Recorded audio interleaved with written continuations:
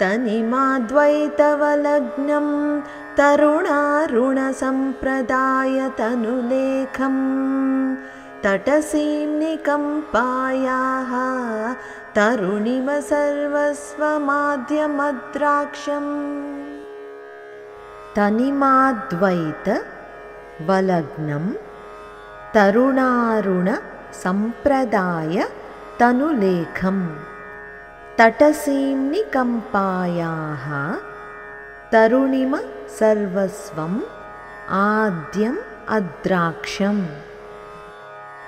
కంపానదీ తీరంలో పూర్వజ సనాతనురాలు నిత్య యౌవని ఉదయించే సూర్యుని పోలిన ఎర్రని ప్రభలతో వెలుగొందుతూ సన్నని నడుముతో ప్రకాశిస్తున్న కామాక్షీదేవిని నేను దర్శించాను.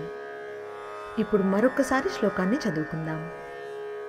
తనిమాద్వైతవలగ్నం తరుణారుణసంప్రదాయతనులేఖం तटसीं निकम्पायाः तरुणिम सर्वस्वमाद्यमद्राक्षम्।